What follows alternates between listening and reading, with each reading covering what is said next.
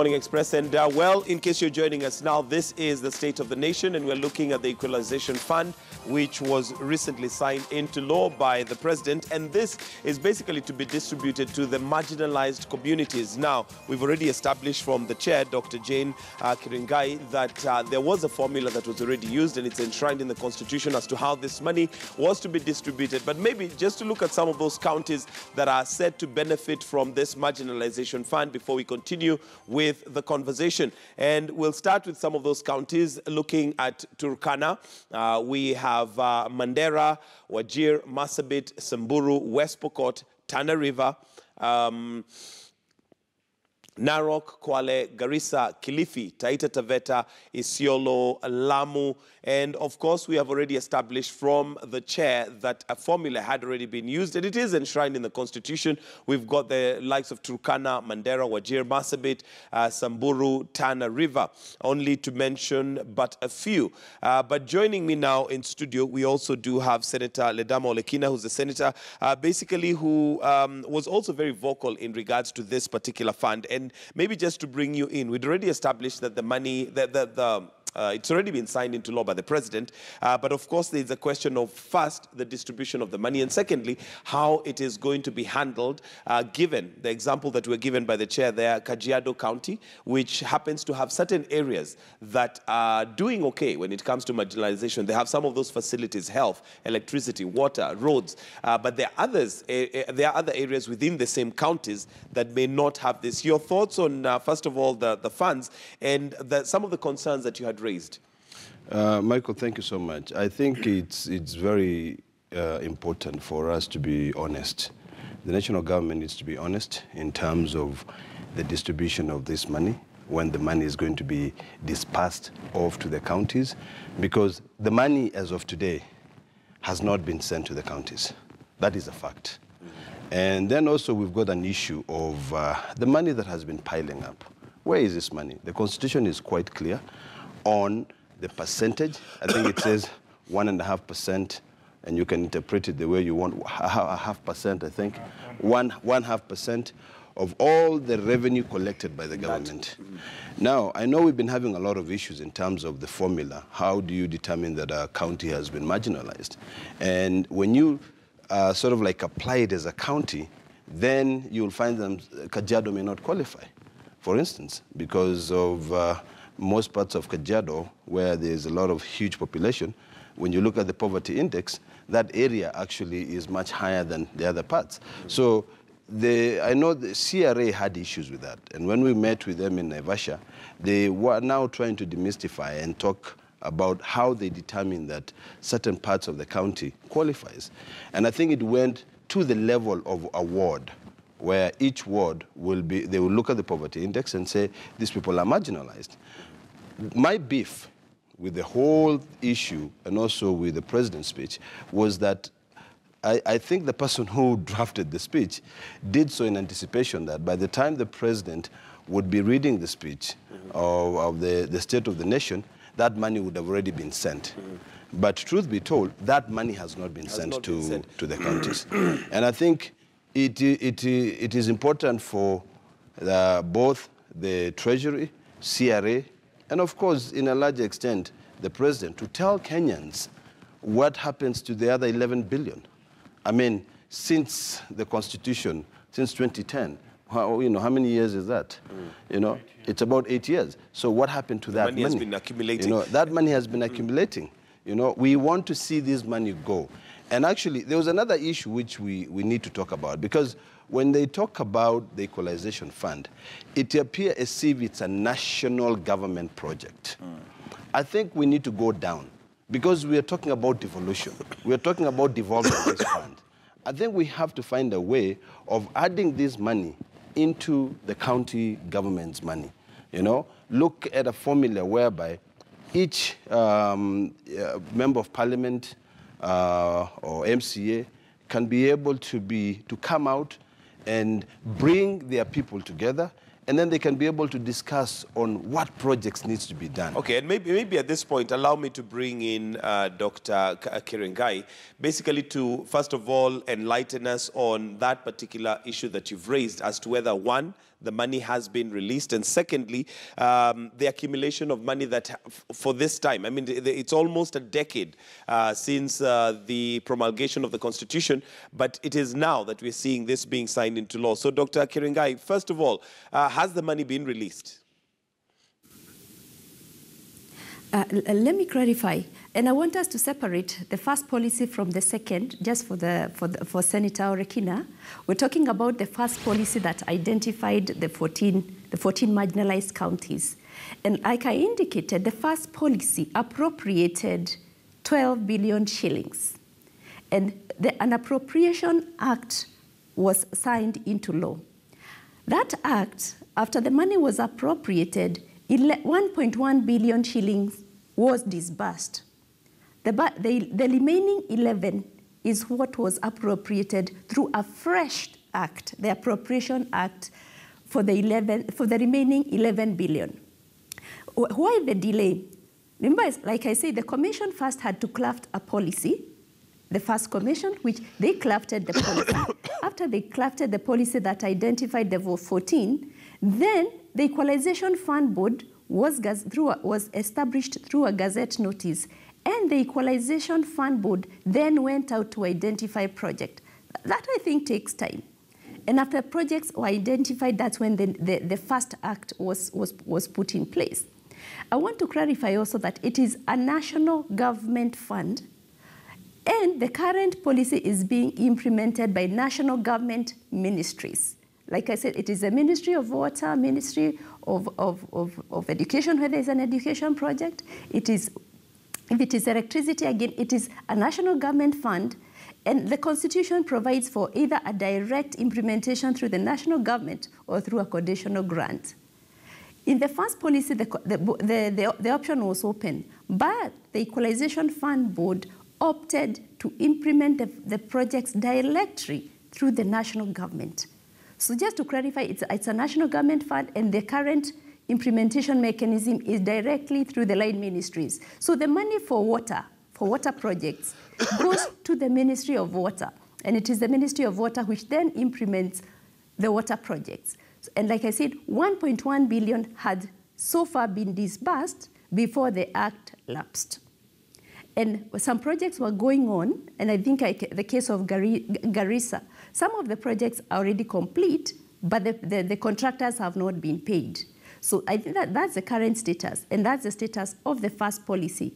Some of the points that Senator Orekina is pointing to are coming up in the new policy, which will be enacted, which will be passed in the, I think, as early as next month. All right, and let me come back to studio. And Philip, before I come to you, Senator, do you foresee a problem right there with the fact that, yes, it is a national government fund, but how it is going to be devolved and put down to the county leaves some people still marginalized? Because really, at the end of the day, it would be better managed in some people's thinking if it was managed from a ward level rather than the county level. Yes, like it has clearly been pointed out, there are counties where, you know, one section is well off, the other section is really deprived. For the funds to be properly channeled to the most deserving cases, I think those on the ground ought to be involved, and that is the people at the ward level. And it is quite worrisome when the chair lady says that this fund will be managed by the national government through the different ministries. I mean, that is the problem we are trying to move away from when we came up with that almost sets us back to where we were. With the old constitution. I think the best approach would have been these funds to go to the county, to be administered by the county through grants, which is something provided for under the constitution and under the equalization fund. All right, Senator. I think I want to maybe just respond to certain things that the commissioner has said, which I agree, there are two formulas. And I think she's right by saying a certain amount has been disbursed. But the problem there is that why is it that projects have been completed, yet the contractors have not been paid? That is issue number one. Number two, if you heard her clearly, she said 1.2 billion has been disbursed to the counties, I mean, through the line ministries. The president said 2 billion. So I want her to clarify that and say where the difference. And also this 2 billion, was it done before the president signed the act, I think, the Appropriation Act bill? And then also, I want to go specifically to my county of Narok. And she can actually correct this and tell me whether I'm saying the truth or not. With the Gazette notice that she's referring to, which was actually, I think, published in 2017, Narok County was supposed to be getting 226,750,000 in water. Roads, it was around 284,250,000. And then health facilities, 298,500,000. Now, if she can tell me that money has been sent to Narok, I would want her to go with me and show me that as per that Gazette notice, that money has been sent to Narok. You know, I think But as Senator of Narok County, are you saying that money has not been sent to Narok? No, because when I speak here, I have actually consulted and I've spoken to the relevant people on the ground, and I agree with my colleague here that the most important thing is this. Since the Constitution does provide for that money to either go as a national project through the line ministries or conditional grants, I think for us to be able to really audit this and ensure that this is done properly, it should actually be done through the conditional grants. That is issue number one. Number two, there's also the issue of public participation. And I think I'll take an advantage of this position now and to say that we are currently working on 2 bills in the Senate. One is the Amos Wako bill on public participation, on regulations and how public participation is going to be. And then the other one is my bill on county oversight bill, which requires that people are involved through the budget-making process and requires that public participation halls are established across the whole county. Because when you talk about this money being directed to the line ministry, seriously, the people sitting in Nairobi, in the national government, may not know where my people are marginalized. Mm-hmm. You know, I think we need to really focus on devolution, push for devolution. We need to involve these MCAs on the ground. You know, MCAs have been crying, they've been saying, we want the Ward Development Fund. We want the Ward Development Fund. But I think if we are not ready to give them the Ward Development Fund because of politics and because of fear that, the MCA will be stronger than the governor, then I think we really need to now take this money through conditional grants and then look at those wards through the second formula that she's rightfully putting it. Mm-hmm. You know, but coming out and telling people that this money has actually been sent to the counties. All right, let me bring in Madam Chair, and 2 things here. Number one is just clarify the difference in money. 1.2 billion that you mentioned had been 1.8 billion rather that had been released, and 2 billion that is what the president signed into law. Number one, and number two, the question of oversight. Isn't it taking us back to what we were trying to resolve in the Constitution when this money is managed or oversighted from the ministry level as opposed to being devolved to the county or ward level? Madam Chair. Okay, thank you. I want first to clarify. I think there is a bit of clarity that is required here. Understanding the role of commission in this whole process. Like I said, the commission does 2 things. First, it identifies the marginalized areas and comes up with a criteria for the allocation of funds.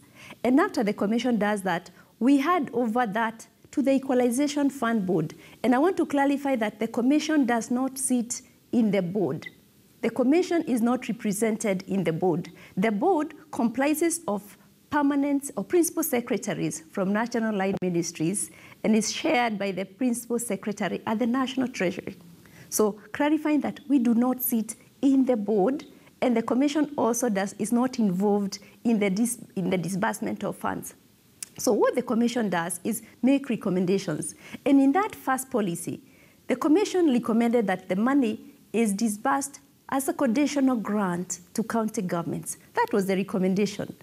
But the board determines which mechanism for implementation they will use. So the board opted to use the national line ministries and not the conditional grant mechanism. So the commission recommends, but the ultimate decision, it is a prerogative of the board to determine which mechanism they will use. But if you look at the policy, it was very clear that the commission's preferred mechanism for implementation was the conditional grants route. That said, the money then, given that is disbursed through line ministries, it is not sent to the counties. So you'll not see an allocation to the county. You will see an allocation to the Ministry of Water. So the Principal Secretary Water is the one who would then come and implement a project on the ground.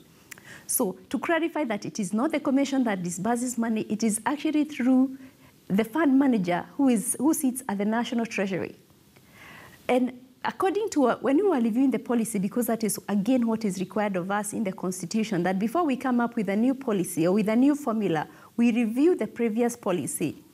We, in our review mechanism, actually learned that only at that point in time, 1.1 billion had been disbursed. That is when we reviewed the policy. And again, there was the remaining 12 billion that had not yet been disbursed. That's why we required the second or a follow-up act to appropriate the funds. And again, I think there was a gap, because I think the understanding was once there was an act appropriating 12 billion, that act was to remain in force.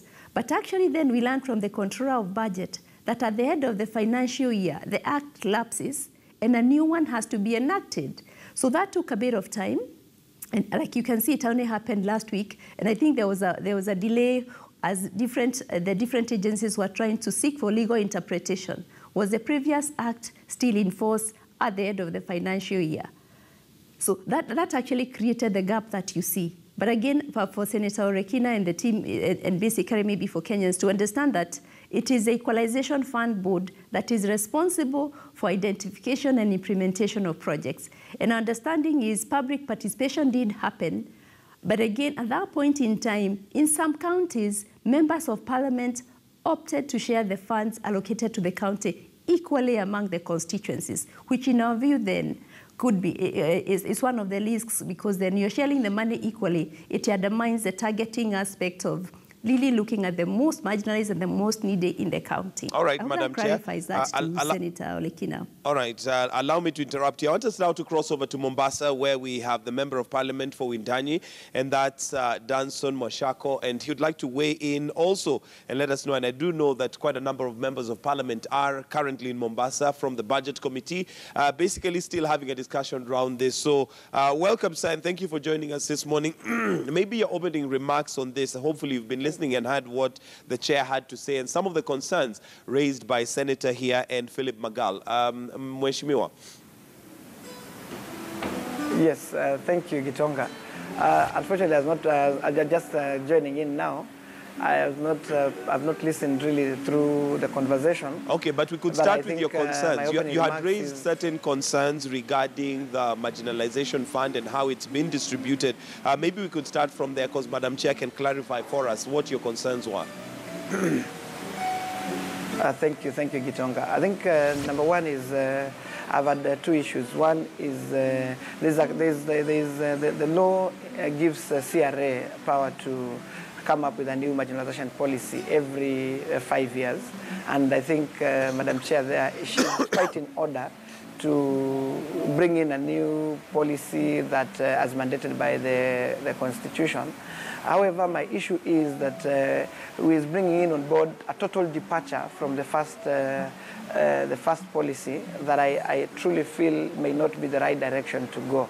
That's number one. Number two would be the issue of so far only we appropriated last week 11.9 billion that was signed into law immediately, and that was a very good by the President signing it immediately. But we still feel that Treasury needed to speak onto this issue of, we needed to have 24 billion shillings being appropriated at this point in time. So we needed to be told exactly what is happening with the remainder 12 billion. So those are my two issues that I have with the Commission and with the board that runs the Equalization Fund. What would your recommendation be, given that there's already the 11.9 billion that has been released, and that hopefully would be distributed? But there was also another concern on how this would be oversighted. The fact that it has been left to the line ministries to take care of that, as opposed to devolving it. In your opinion, does that take us back to where we were trying to get away from with the promulgation of the Constitution? No, I don't have a problem with how it will be oversighted by the fact that members of parliament are keenly following through, members of parliament of the 14 counties are truly following in through the implementation of this project that already identified many years, about 3-4 years ago, so that then we would have this money reach the areas that were already identified. So I may not have a problem in terms of line ministries actually implementing these projects, because as you know, our counties already have issues with a lot of projects. Our counties already have capacity issues in terms of dealing with what is being allocated through the equitable share of revenue. So in terms of how it's being oversighted and the implementation of the project, I will not have a problem as it is. All right, thank you, sir. I'll come back to you in just a bit. Senator, you were saying that the Member of Parliament may not have a problem since there is already the CDF. But you know, one thing I have to agree with Madam Chair, that she at the policy level recommends, and it is true, the Equalization Fund Board is the one that now decides whether to release the money in terms of through the line ministry or through the conditional grants. This is a political thing that probably requires political will. And now, I think with the spirit of the handshake, I think these are some of the things that we need to be talking about. Because we've got the MCAs out there crying. And the reason why they are crying is because when you look at on the issue of Narok, I mean, when you go to Ntulele, for instance, there's no water, okay? When you go to this area of Murwedikir, you know, the roads, if it wasn't for the Member of Parliament for that area who has actually done a good job in doing that, that place would have been a jungle. I mean, a place where you can't even go. Now, the Member of Parliament may not have a problem on how these things are, as I said, because he has the CDF kitty. To avoid duplicity and to ensure that everyone benefit, if you are truly marginalized and you completely benefit, then this has got to be taken to the ward level. The MCAs must be included there. The people of Kenya, through public participation, may be included there. Because right now, if you go to Ntulele and you ask the people of Ntulele, would you rather have water or would you rather have a road? They will tell you, would rather have water. You know, because you know, you take it to them for them to determine. And I think the county governments can actually be able to identify these projects because they are sitting. They know this is something that it is in their fingertips. In their fingertips, right. So the biggest problem that we have here, and this is probably where we need to figure out from a policy perspective, from a political angle, and also from a law-making point of view. In my view, if it is possible, I think we need to make it very strict in terms of law that when the CRA recommends that this money be dispersed through equitable, the conditional grants, then the Equitable Fund Board cannot alter that. You know, I think this gives us an avenue to be able to identify where there are lapses in law, okay? Because really, the people who are tasked by the Constitution to recommend, come up with a policy, they spend quite a lot of money. They spend a lot of money.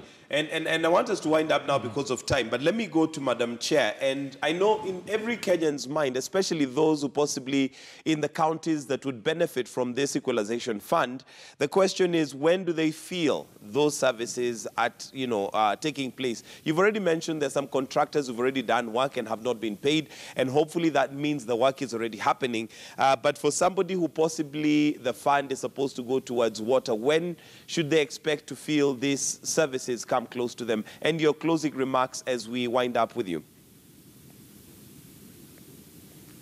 Thank you. Like I said, projects have been identified, and in some counties, the money was distributed equally among the constituencies. And they are all at different stages of completion. In some places, the projects are 26% completion. In some places, they haven't started. But I understand in places like Garissa, some water projects are complete. So again, now that we have the Appropriation Act already in place, I think they should start to see something happening on the ground, if at all nothing has started. With regard to the comments or the recommendation from Senator Orekina, I think he makes an important point that most of this will require a lot of goodwill from all stakeholders, because when we went round, the communities are very, very clear that the first priority was water, the second was water, the third was water, then health and education. But when the process then kicks in, when in the next round of iteration, you only get it right. You only align community priorities if you go down to the community level. So I agree with Senator Orekina. Perhaps this is time, as we craft the second policy, to really think through this together as a team and really build on goodwill from all stakeholders, that can we really actually use the equalization fund in the same spirit of devolving these services to the lowest level possible, including priority identification and also the mechanism of implementation, so that the rural communities are involved in the selection, in the oversight, and that will actually ensure that it is actually going to the most needy, and they can actually feel they were part of the process and they're involved. And actually, then the oversight area is where there is a gap. And I think in the new policy, again, we can think through how do you really ensure there's a one-on-one matching on the whole area of oversight. Because in the way the Constitution is, and the current laws, there's a gap in terms of who really oversights the implementation of this fund.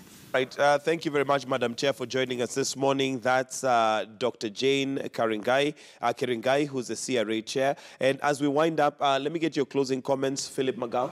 Yes, I would like to reiterate what the good senator said, and that is these funds would have been best utilized through conditional funds to the counties, for the simple reason, like Madam Chair has pointed out, there is no oversight provided for this particular fund. And secondly, there is bound to be a lot of duplicity on the ground, whereby the county government will be implementing the same projects as the line ministries.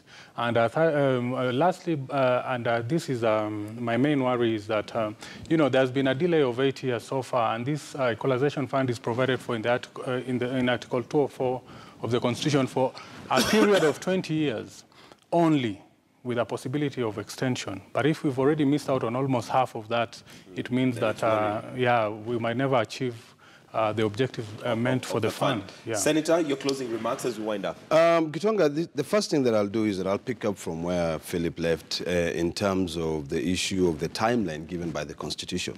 And this is why I am for the amendment of the Constitution, so that we can be able to tie certain things really down.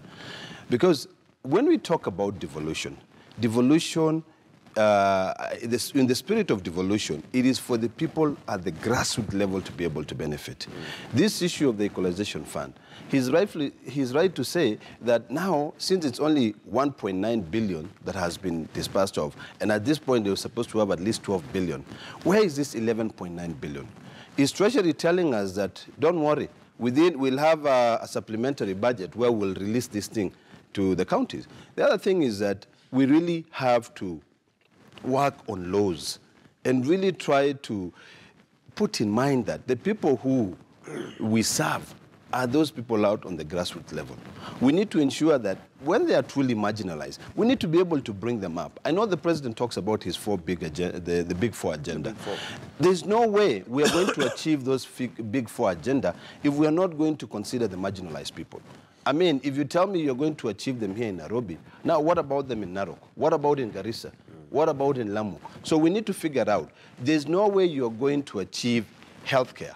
I mean, affordable healthcare for everyone, as the president wants to do so, without really taking into consideration the marginalized communities. There's no way you're even going to have the millions of houses that you want to build without taking into consideration the marginalized people. If the Big Four agenda is only designed for the middle class and the people who live in urban areas, then it's something completely different. So I would like to urge Treasury, CRA, the Equalization Fund Board, and also the President to be able to sit down and discuss and just let go this issue of marginalization fund. Let it go to the county levels, let it go to the county as conditional grants, and then we in the Senate can oversight them. The MCAs in the assemblies can actually be able to oversight. And that would be true devolution. That is to be true devolution. Right. Because when we sat down and came up with the Constitution, the framers of the Constitution really put in mind that at some point in this country, we have to narrow down the gap between the rich and the poor.